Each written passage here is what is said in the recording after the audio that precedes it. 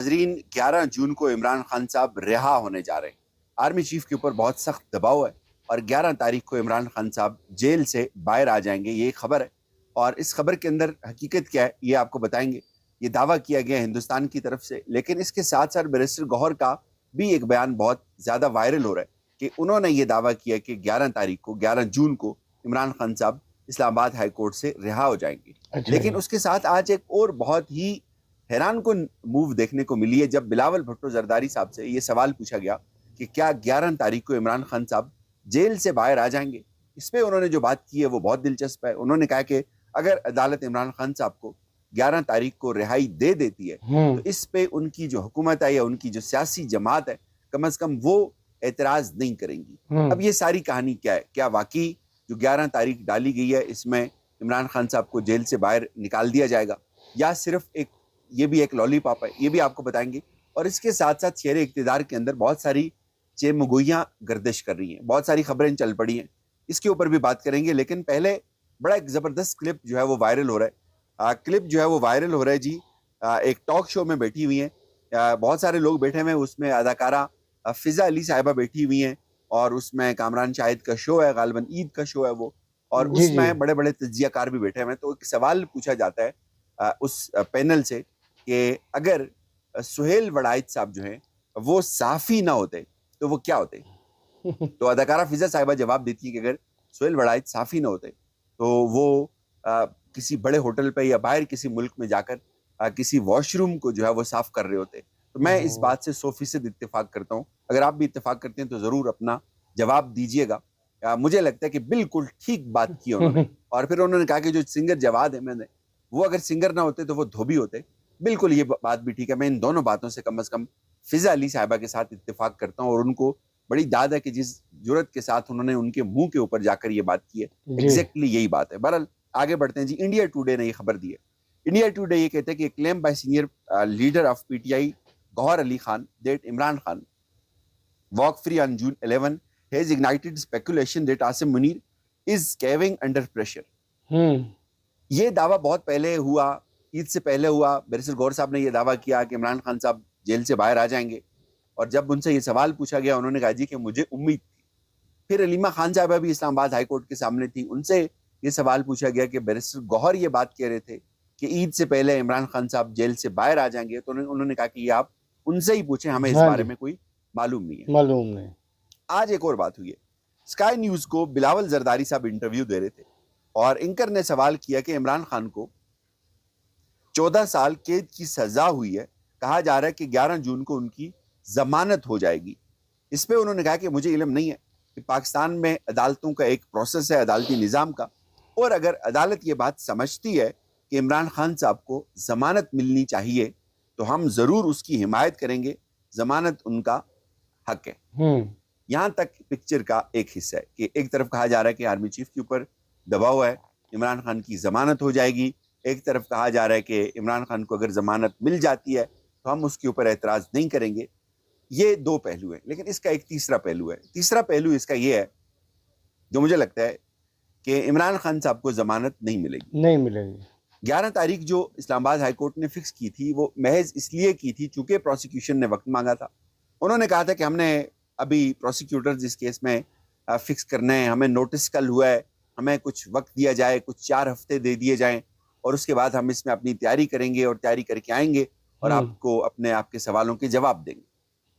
मुझे ये लगता है कि हुकूमत की ये नीयत नहीं है। बिलावल साहब ये जो बात कर रहे हैं कि जमानत उनका हक है, ये शायद स्काई न्यूज़ का प्लेटफॉर्म है, एक इंटरनेशनल प्लेटफॉर्म है, उसके ऊपर बहुत ज़रूरी समझा उन्होंने इस तरह की बात करना कि हम जमानत की मुखालफत नहीं करेंगे, या उन्होंने ये बात अपनी ज़ाती हैसियत में दिया या अपनी सिर्फ सियासी जमात की हैसियत से दिया, हुकूमत की हैसियत से नहीं दिया। वो कहते हैं कि हम हुकूमत में तो है नहीं है, हुकूमत ये बात नहीं चाहती। इस वक्त पूरा निज़ाम ये बात नहीं चाहता।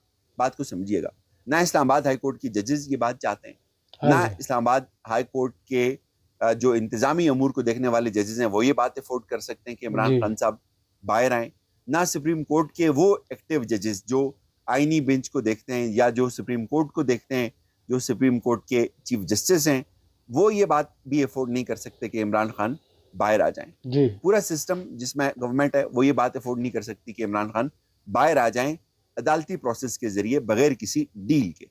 تو یہ بات کہنا کہ پریشر ہے یا ہم ضمانت کو کی منسوخی کی طرف نہیں جائیں گے, اس کے اوپر کوئی اعتراض نہیں کریں گے, یہ محض ایک دھوکہ, ایک چھلاوا ہے, اس میں کوئی حقیقت نہیں ہے.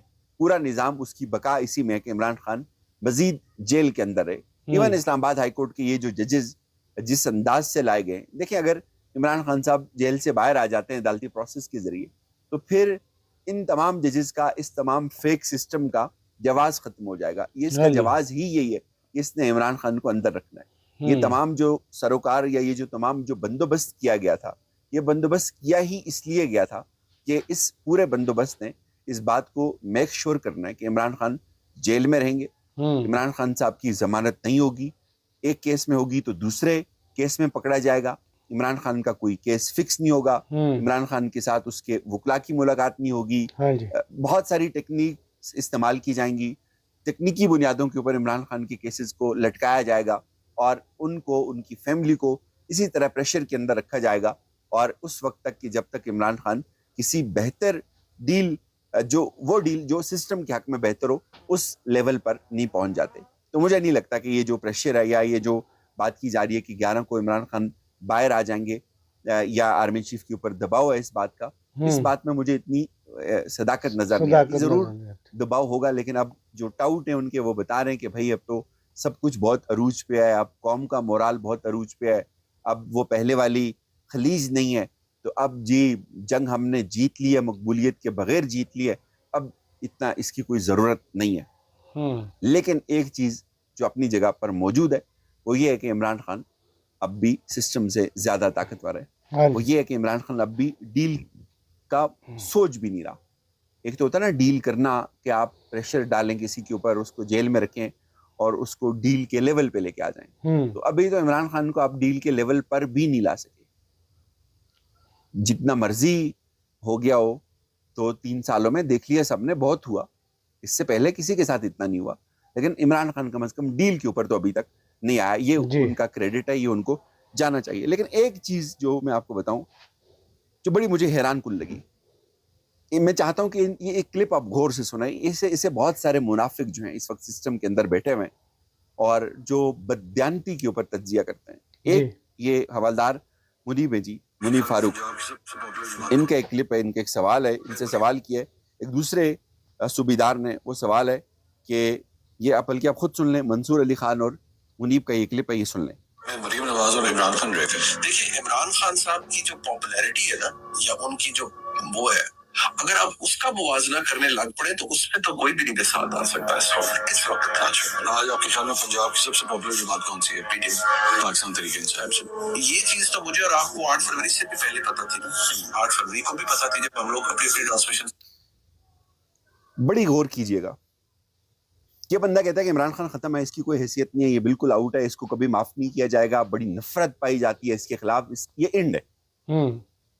اور ایٹ دا سیم ٹائم یہ بندہ یہ سچ اگلنے پہ مجبور ہے کہ عمران خان کی مقبولیت عروج پر ہے, اس کا کوئی پیرالل نہیں ہے. یہ بات ہمیں 8 فروری سے پہلے کی معلوم ہے. کتنے فیک لوگ ہیں اس سسٹم کے اندر.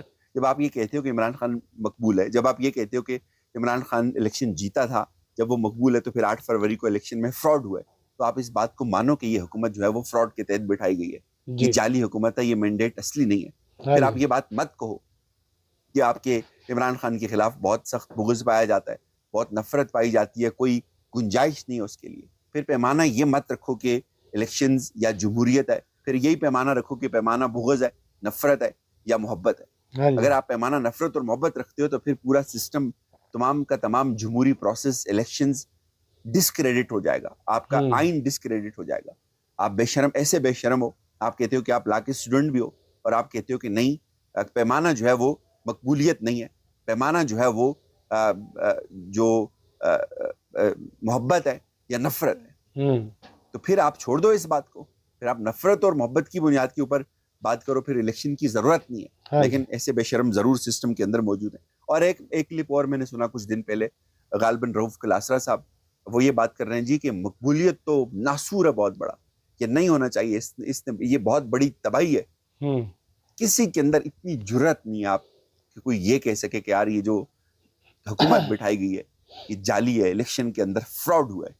جمہوریت کی بڑی بڑی لمبی چوڑی دلیلیں دیں گے, ویسٹ کے ساتھ موازنے کریں گے, لیکن اتنی اخلاقی جرت نہیں ہے کم از کم یہ بات کہہ سکیں کہ یار وہ جو الیکشن ہوا تھا 8 فروری کا, جو کمشنر پنڈی نے, جو چٹھا نے گفتگو کی تھی تو بالکل ٹھیک تھی. قاضی نے فراڈ کیا, اس پورے جمہوری پروسیس کو ڈی ریل کیا. الیکشن کمشنر نے فراڈ کیا. اتنی اخلاقی جرت نہیں ہے. لیکن کالمز جن کے پڑھیں گے پتہ چلے گا یہ بہت بڑی جمہوری روحیں ہیں.